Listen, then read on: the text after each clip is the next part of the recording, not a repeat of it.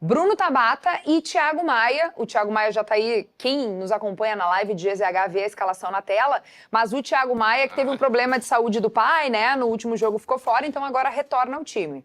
Próximo do time ideal, né? Tira o Valência ali e bota o Borré, é o time ideal do Internacional. E mesmo assim, se o Valência tiver numa tarde legal, o Inter não perde, né?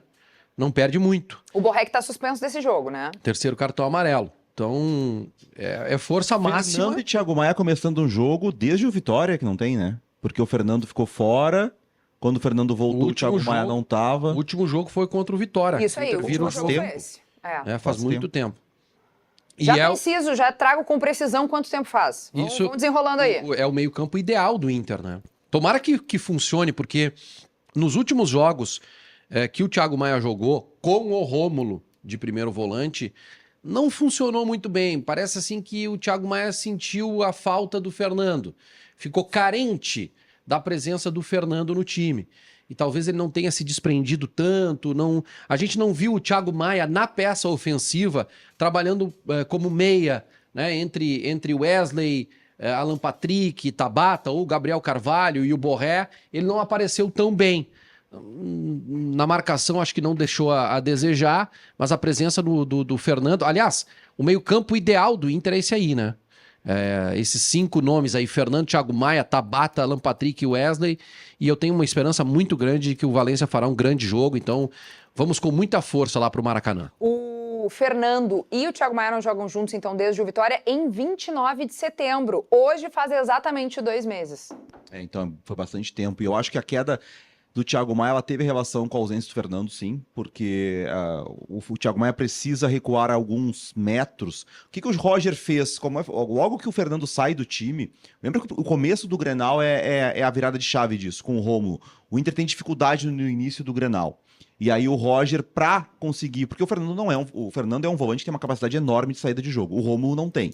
Então como é que o Roger compensou isso? Ele recuou o Rômulo, começou a fazer uma saída de 3 com o Rômulo entre os zagueiros, e aí liberando o Vitão para fazer uma saída mais pelo lado esquerdo, porque com o Rômulo não estava tendo essa saída, e aí liberava o Bernabé. É quando o Inter vira o jogo, vira o duelo tático no Grenal e passa a dominar o Grêmio. Só que o Rômulo, como o Rômulo joga mais recuado, o Thiago Maia também recua uns metros, e aí o Thiago Maia tá mais longe do gol. Com a volta do Fernando, o Inter vai voltar, vai ter de novo aquele posicionamento antigo. Não acho que não vai ter essa saída de 3, vai ter o Fernando à frente dos zagueiros, muitas vezes caindo mais pela esquerda para receber essa bola, liberar o Bernabé e acionar os homens de frente, e o Thiago Maia parte um pouco mais adiantado. Então ele pode chegar mais à área, ele corre menos, ele participa mais da fase ofensiva. Porque o melhor Thiago Maia foi o Thiago Maia de chegar ao ataque, né? Aqueles jogos contra o Juventude, contra o Cruzeiro, contra o Fortaleza, o tempo inteiro na área. São Paulo.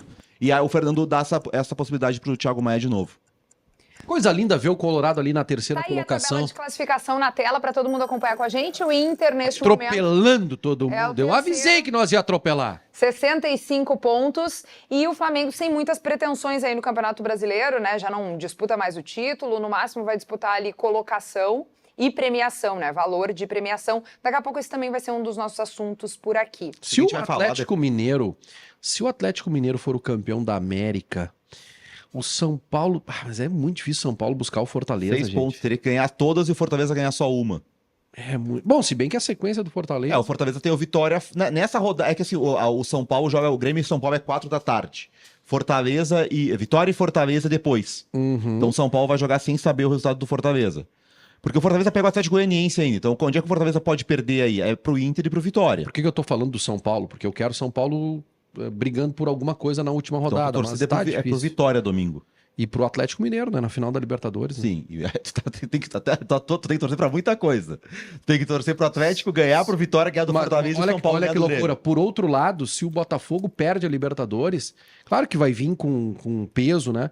Mas aumenta muito a responsabilidade do Botafogo no Campeonato Brasileiro, né? E aí o Botafogo vem com tudo quarta-feira que vem aqui. Não, o Botafogo, o jogo do Inter... Tá preocupado, César? Sempre tô preocupado, mas eu confesso que eu estive... É curioso isso, o Inter não deixou de ganhar os jogos e eu hoje tô menos preocupado do que eu já estive. Porque realmente a tabela, a gente não vai se dando conta, quando falta muito tempo a gente não vai se dando conta, a tabela é muito pesada. Esses times estão com pontuações, tem muito campeão que foi campeão com 73 pontos. Sim. Então é uma pontuação Altíssima. altíssima, né? Aí tu pega, por exemplo, o Inter faz uma campanha totalmente fora da curva, né? O Inter nos últimos 16 jogos ganhou 12.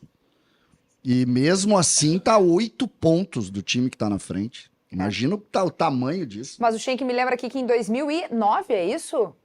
O Palmeiras foi campeão com... Flamengo. O Flamengo, desculpa, foi campeão com 67 pontos. Mas aí Foi a pontuação vai mais pegar- baixa. Vai pegar outro tipo de campeonato. É. Mas foi O um que eu tô campeonato colocando... que o Flamengo fez uma arrancada também. É. Que ali quem tava na frente era o Palmeiras.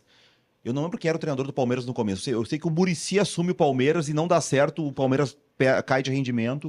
E aí a São Paulo, relação Inter, chega, é... o Flamengo é campeão. Se a gente pegar, por exemplo, o Inter em relação ao Botafogo, o Inter tem que ganhar todos os jogos, sendo 2 jogos fora.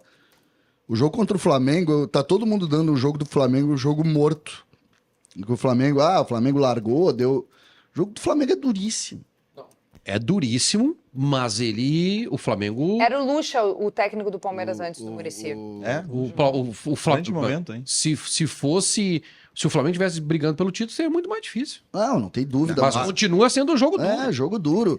Assim como a gente não sabe que nível do jogo contra o próprio Fortaleza. Entendeu? São jogos difíceis. Imagina, o Inter pega, nestes últimos 3 jogos, o primeiro, o quinto... Não, o primeiro, o quinto e o quarto. Sim, se não pega o Palmeiras da parte de cima. Da parte de cima só o Palmeiras.